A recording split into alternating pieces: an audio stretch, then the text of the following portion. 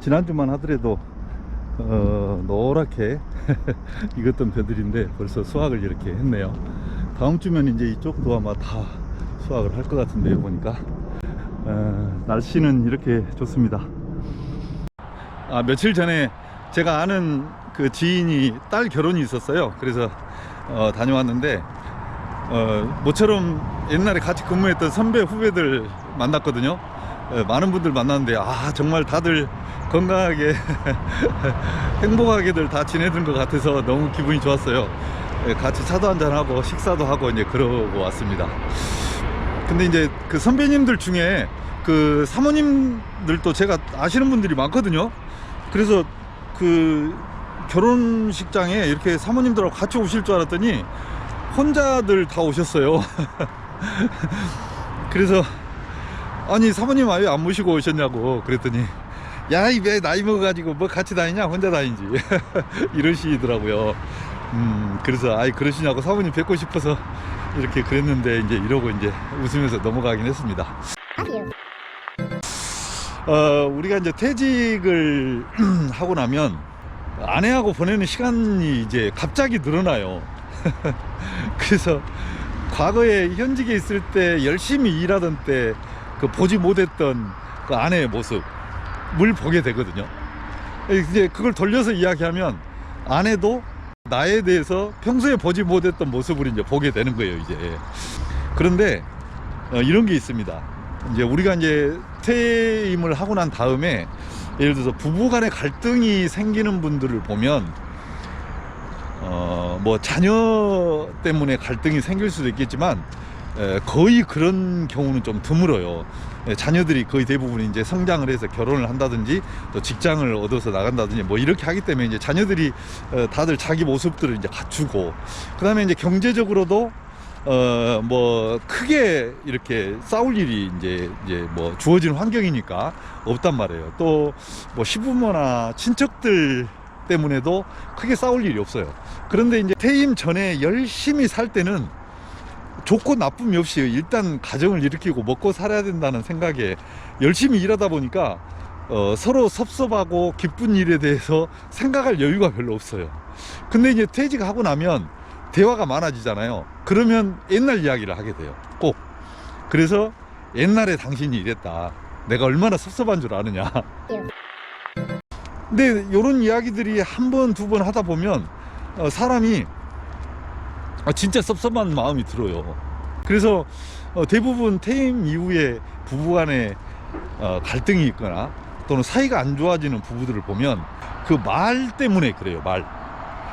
서로 말을 상처 주는 이야기를 해요. 무슨 말이냐면 상대방을 위로하는 이야기보다 내가 위로받고자 하는 이야기를 많이 해요. 예를 들면 당신 옛날에 정말 이게 얼마나 섭섭했는 줄 알아? 이렇게.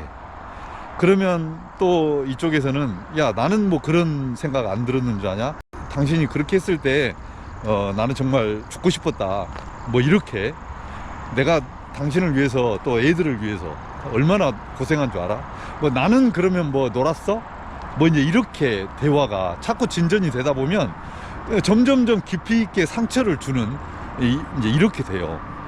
우리가 이제 그 상담할 때 보면 이런 이야기를 하잖아요. 부부간의 갈등이 생기면 속에 있는 이야기를 다 시원스럽게 이야기를 함으로써 내 자신이 좀 편해지고 서로 이해도를 높일 수 있다, 이제 이런 이야기를 좀 하는 경우가 있거든요. 근데 저도 상담하는 사람인 입장에서 보면 그거는 이론에서나 가능한 이야기지 실무에서는 절대 그렇게 하면 안 돼요. 무슨 말이냐면 30년을 살면서 어찌 좋은 일만 있었겠어요. 나쁜 일, 섭섭한 일이 절반, 좋고 그럭저럭 보낸 일이 절반, 이렇게 되겠죠. 근데 우리가 이제 막상 이야기를 하기 시작하면 좋고 기뻤던 이야기보다 섭섭하고 서운했던 이야기를 많이 하게 된단 말이에요. 그런데 그런 이야기 속에서도 정말 해서는 안 될 이야기가 있어요. 내가 이제 정말 섭섭한 일이 있었잖아요. 그래가지고 정말 남편에 대한 그 아주 증오심이 들 정도로 그 마음 아픈 일이 있었어. 또는 남편 입장에서 봤을 때 아내가 정말 미운 그런 일이 있었어. 그래서 정말 이혼하고 헤어지고 싶은 마음이 들 정도로 섭섭한 일이 있었어. 그런데 보통은 그런 일들을 상대방은 잘 기억을 못 합니다. 근데 나는 그런 아픈 상처를 기억을 하고 있거든요. 그래서 이제 그런 이야기까지 해버리는 거예요. 내가 옛날에 그런 일이 있었을 때 당신하고 헤어지고 싶었다, 그리고 정말 내가 말은 안 해서 그렇지 죽고 싶은 생각이 들 정도로 당신이 미웠다, 이런 이야기까지 막 해버리잖아요. 그러면 돌이킬 수가 없어집니다. 한마디로 이야기해서 유리잔을 바윗돌에다 집어 던지는 거하고 똑같아요. 유리잔을 화가 나가지고 집어 던질 때 이불 위에다 집어 던지는 건 괜찮아요. 깨지지 않게. 근데 열받는다고 큰 돌에다가 그냥 냈다 집어 던져버리잖아요. 그러면 박살 나버리잖아요. 그거는 어떻게 붙일 수가 없거든요. 그러니까 이불에다가 던지는 것은 화났다는 표현은 되지만 그래도 박살나진 않잖아요. 이거하고 똑같아요. 우리가 소개된 이야기를 한다고 해서 내가 정말 하고 싶은 이야기를 모두 다 해버린다면 다시 돌이킬 수 없는 더 큰 상처를 가져와요. 이건 사람이기 때문에 그러는 거예요. 그래서 남편과 아내와 대화를 할 때 절대 극한 이야기, 내가 가슴속에 정말 묻어두고 있던 이야기는 사람인지라 그 이야기만큼은 절대 해서는 안 되는 거예요. 이게 좀 아이러니하긴 하죠. 이게 뭐 심리학이나 상담학에서는 보면 다 이야기하라고 하거든요. 그래야 네 마음이 풀린다. 근데 현실적으로는 절대 그렇게 해서는 안 됩니다. 퇴직 이후에 부부간의 갈등이 있거나 또는 안 좋아지는 사람들을 보면 그 이야기를 해버리는 사람들이에요. 그래서 적당한 선에서 내가 당신한테 이런 건 좀 서운했어, 이런 건 좀 마음이 아팠어, 요 정도 선에서 멈춰야 되는데, 그것이 도가 지나쳐 가지고 내가 죽고 싶은 생각이 들었어, 당신을 정말 죽이고 싶을 정도로 미웠어, 이렇게까지 가버리면 그때부터는 회복이 안 되는 거예요. 저도 이제 사람인지라 아내하고 대화를 하다 보면 옛날에 섭섭한 이야기를 이렇게 서로 하는 경우가 있어요. 근데 저는 이제 의식적으로 정말 그 극한 이야기는 안 하려고 이렇게 선을 이렇게 잘 유지를 하거든요. 근데 제 아내도 그런 걸 잘 유지를 하는 것 같아요. 그 다음에 이제 두 번째는 우리가 이제 대화를 하다 보면 조금 전에 말씀드렸다시피 상대방께 위로받고 싶은 이야기만 하거든요. 당신이 정말 내가 당신한테 얼마나 잘한 줄 알아? 그리고 내가 이렇게 얼마나 참은 줄 알아? 막 이렇게 이야기를 해요. 그리고 남편은 남편대로 내가 가족들을 위해서 얼마나 노력한 줄 알아? 당신을 위해서 내가 얼마나 노력한 줄 알아? 나를 인정을 해줘야지. 뭐 이렇게 이제 서로 위로받고 싶은 이야기만 하거든요. 또 들으려고 하고 그러거든요. 그런데 그거를 살짝만 바꿔보세요. 예를 들자면 이거예요. 아내에게 그래도 당신이 이렇게라도 정말 그 가정을 잘 끌어주고 그래서 내가 직장생활 잘 할 수 있었지, 뭐 이렇게 가정을 이 정도라도 이룬 건 다 당신 때문이야, 요렇게. 또 그러면 이제 아내가 이제 그러겠죠. 이제 당신이 그래도 가정을 위해서 그 힘든데도 불구하고 이렇게 열심히 일해주니까 이 정도라도 사는 거지 뭐, 이렇게 이제 이야기가 되는 거예요, 이게.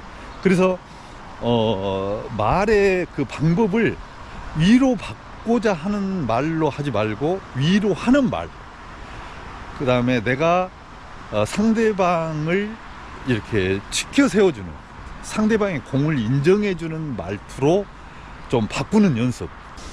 아내에게 막 불평불만을 하고 나를 위로해줘, 그리고 또 아내도 또 불평만을 하면서 나를 위로해줘, 이렇게 서로 상대방의 마음에 상처를 주는 이야기를 한다고 해서 내가 20년 30년 전으로 다시 돌아가서 아내를 다시 고를 수 있거나 남편을 다시 고를 수 있거나 자녀들을 다시 고를 수 있거나 그럴 상황이 아니잖아요. 상대방이 좀 섭섭하다고 하더라도 당신이 그래도 아침에 이렇게 아침마다 일어나서 밥 차려주고 힘들게 이렇게 해줬으니까 내가 그래도 잘 버텼지, 그렇지 않으면 나같이 게으른 사람이 어떻게 직장생활 했겠어, 이렇게 해주면 또 아내도 당신이 정말 나같이 정말 부족한데 당신이 그래도 열심히 가족들을 위해서 일해준 덕분에 이렇게라도 사는 거 아니겠어? 이렇게 이제 나올 수가 있는 거죠, 이게. 우리가 이제 현직에 있을 때 사실은 부부간의 뭐 대화법이라든지 같이 뭐 여가를 즐기는 방법이라든지 이런 거를 체계적으로 배운 적이 없잖아요. 그러다 보니까 퇴직을 하고 나면 같이 부딪히는 시간들이 많다 보면 상처 주는 이야기를 많이 한단 말이에요. 그리고 그걸로 인해서 행복하게 보내야 될, 서로 정말 친구처럼 연인처럼 보내야 될 말년이 지옥이 되는 거예요. 지옥이. 저도 뭐 얼마나 잘 하고 지내겠어요. 저도 가끔씩 이제 퇴임하고도 아내하고 말다툼도 하고, 또 이제 해서는 안 될 이야기도 하는 것 같기도 하고, 철없이 이제 그렇게 지내는 것 같아요. 나이 값을 못 한다는 생각이 가끔씩 들 때가 있어요, 제가. 텔레비 같은 데서 보면 정말 그 퇴임하고 막 부부가 정말 그 잘 지내는 부분들이 이렇게 짝짝꿍이 돼가지고 정말 많더라고요. 근데 그런 거 보면 되게 부러워요. 그래서 나도 저렇게 지냈으면 좋겠다. 근데 그게 사람이 쉽게 잘 안 되잖아요, 이게. 그렇지만 우리가 노력은 해야 되지 않겠습니까? 이제 와서 뭐 돌릴 거예요, 거꾸로? 하여간 두 가지 아시죠? 극한 최악의, 내가 해서는 안 될 그 마지노선 이야기 있잖아요. 이 이야기는 절대 하지 마라. 그거를 함으로 인해서 상처가, 더 큰 상처가 남는다. 두 번째는 말의 방법을 내가 위로받으려고 하지 말고 위로하는 이야기를 해라. 이렇게 그 퇴임 후에 부부간에 대화하는 방법에 대해서 잠깐 좀 이렇게 부족하지만 이야기를 드려봤습니다. 오늘 또 여기까지 할게요. 감사합니다.